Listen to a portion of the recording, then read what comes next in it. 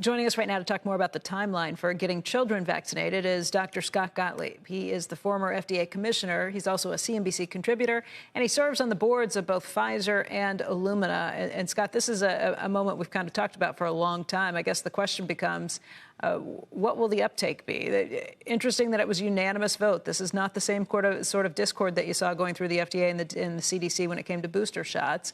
But parents have seen rising concerns, I think, since June in just about every survey that I've seen. Yeah, and it was a pretty strong recommendation from the CDC as well. They didn't say children may benefit from it. They said children should get vaccinated between ages 5 and 11. I think the uptake could be more brisk than what we're anticipating. We saw about 50% of kids aged 12 to 17 who are eligible to be vaccinated get the vaccine. I think that there's an assumption that you'll see less uptake among the kids ages 5 to 11. I think the opposite could be true. You could see stronger uptake, in part because I think the lower dose is going to be reassuring to parents. I think the fact that this is a 10 microgram dose as opposed to the 30 microgram dose being used in the older kids is going to provide an added degree of comfort to parents that it's a lower dose. And so you could see pretty brisk uptake. If you look at the surveys right now, it's showing anywhere from 30 to 40% of parents say they'll definitely get their kids vaccinated. When you look back at the surveys of children between the ages of 12 and 17, you saw lower estimates in terms of the parents who said that they would definitely get their kids vaccinated at the outset of that period of eligibility. So it's a pretty good starting point right now. I wouldn't be surprised to see more than half of the kids ages 5 to 11 get vaccinated eventually. I had seen some numbers just watching in the UK, and it looked like this age group, the 5 to 11, is the age group where you've seen the biggest incidence of cases still occurring. Probably makes sense because that's where nobody's vaccinated. But that's one thing parents point to when they say they don't want to get their kids vaccinated is that, look, it's probably not that dangerous for a child, that these are younger kids and they're not going to be worried about it at this point. What would you counter, and what have we seen in the UK?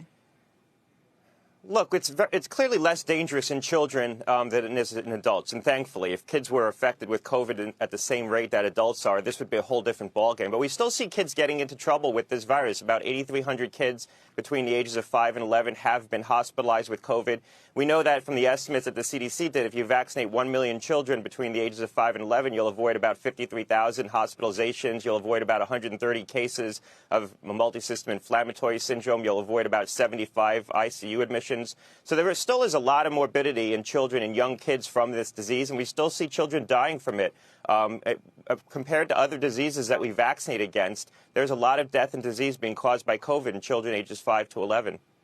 With 42%, those numbers just showing how many of the 5 to 11-year-olds have already had COVID, are we reaching a point where once vaccination starts, you could be looking at herd immunity among this group and among the general population at this point? Where do we stand?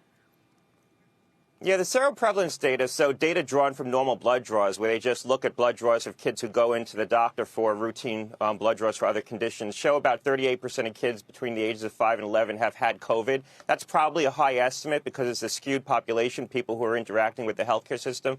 But assuming somewhere in the neighborhood of 30% of kids ages 5 to 11 have had COVID, you know, if we could vaccinate upwards of 50% of the kids, there's obviously going to be some overlap, but we will be getting to levels where you'll have enough immunity in the population between adults and children that this isn't going to spread with the same velocity. Right now, probably somewhere between 75 and 80% of Americans, including children, have some form of immunity, either from prior infection or through vaccination or both. If you look at the UK right now, about 90% of people in England have some form of immunity between vaccination and prior infection. And what you're seeing in the UK is you're still seeing the virus spread, so you don't have true herd immunity. But there's a very strong decoupling between the cases that are happening and hospitalizations. You don't see the extreme death and disease from this infection anymore because most of the people who are getting infected probably have some level of immunity. A lot of the infections that are happening are probably reinfections or they're infections among healthier people who've chosen to go unvaccinated.